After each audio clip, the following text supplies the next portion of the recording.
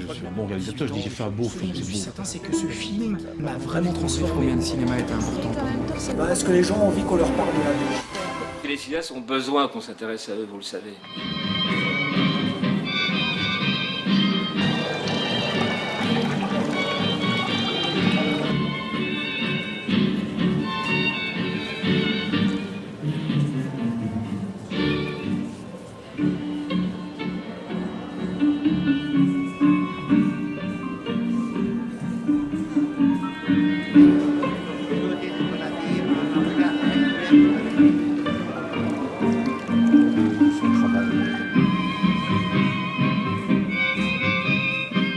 Donc je suis Virginie Cordier, je suis à la base journaliste, j'ai travaillé à Télé Bruxelles. Et c'est Télé Bruxelles qui m'a appris à réaliser des reportages. Et puis j'ai eu la chance d'aller dans le projet 50 degrés Nord Arte Belgique, où là je me suis vraiment consacrée essentiellement aux arts plastiques, en fait, à croquer nos artistes, à les rencontrer et à essayer de faire passer ma passion pour l'art contemporain. Mais malheureusement, très vite j'ai été frustrée parce que ces rencontres qui sont parfois fugaces sont réellement intenses. Il se passe quelque chose entre la personne que l'on interviewe et soi. Et puis finalement, ce qu'il en reste dans le reportage, eh bien, ce sont des éléments plus factuels puisqu'on essaie de donner des clés de compréhension. Et donc, c'est malheureux à dire, mais cette matière n'est pas gardée. Donc ces interviews, ces rushs disparaissent parce qu'on n'a pas la capacité de garder ces cassettes. Et donc on est parfois tenté d'en subtiliser certains parce qu'on se dit celui-là c'est vraiment dommage, je peux pas l'écraser, le mettre à la poubelle. Mais on reste quand même cantonné donc, dans ce format ingrat qui est 1 minute 30, 2 minutes de reportage. Et donc on se met à rêver comme ça un jour dans une salle de montage à une forme de documentaire qui n'essaierait pas de tout expliquer, mais en tout cas qui irait un petit peu plus loin et qui dépasserait ce côté superficiel du reportage. Notre but est d'expliquer, mais on peut expliquer sans pour autant tomber dans quelque chose de trop verbeux. Et ça, je pense, enfin en tout cas j'espère qu'on ne tombe pas dans ce travers-là. On montre aussi, on prend le temps, on observe, et puis on emmène le spectateur là où il ne va jamais, c'est-à-dire dans l'atelier de l'artiste. On montre ce travail. Donc je ne pense pas qu'il faille tout expliquer.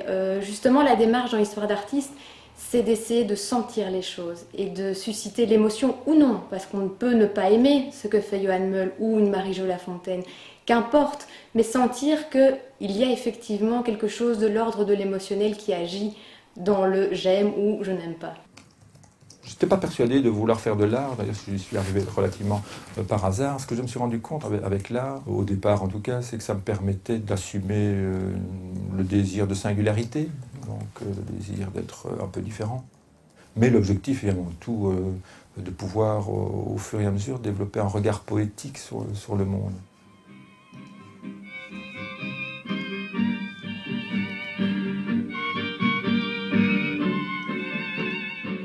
Alors Johan Meul, moi ce qui m'a séduit d'emblée, c'était pour moi un vrai Belge, entre guillemets, un vrai Belge pour la bruxelloise que je suis, parce qu'il est né à Charleroi de parents flamands, il travaille à Liège, il y vit d'ailleurs, mais il enseigne aussi ici à la Cambre, et c'est un artiste qui est un sculpteur, qui utilise un sculpteur d'assemblage. En fait il utilise des objets qu'il glane ça et là. On aurait tendance à croire qu'il les trouve en brocante, mais il les trouve surtout sur Internet. Et donc c'est quelqu'un qui a un discours poétique et singulier sur le monde. C'est un artiste qui a cette force et qui pour moi donne sens à l'art, c'est-à-dire qu'il va nous permettre, nous, en tant que spectateurs, d'observer, de comprendre, de réfléchir, de méditer et puis d'agir. Parce que si on fait attention à toutes ces œuvres, en fait, il y a toujours une participation du spectateur. Je vais enlever ça. L'autoportrait dans l'art, quand ce sont de bons autoportraits, sont des manières pour l'artiste de prendre la parole et de revendiquer le contenu des choses. Si j'ai à un moment donné, moi aussi, interrogé l'autoportrait, c'était parce que j'étais face à la question de savoir qui représenter. C'est à la fois une manière de revendiquer sa parole, mais c'est à la fois la manière d'aller rechercher dans l'artiste plasticien l'anonymat de son image. Et je pense que si on est de plus en plus nombreux dans ce projet à travailler bénévolement, c'est parce que quelque part ils ont été touchés par ça. Ils se sont dit mais oui, l'art n'est pas élitiste. Elle a mauvaise réputation, hein. L'art contemporain aujourd'hui a mauvaise réputation. Et c'est ça que nous avons envie de démontrer, c'est que c'est pas vrai. L'art n'a rien d'autant, n'a rien de méprisant. Elle est justement fenêtre sur le monde et permet une ouverture d'esprit.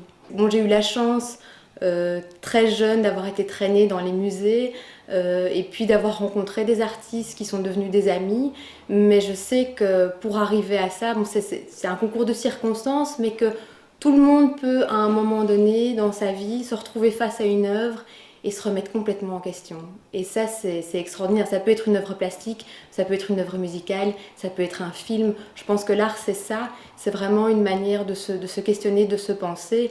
Et je sais peut-être un peu niais de dire ça, mais je crois que l'art peut changer le monde. Ça peut changer des vies.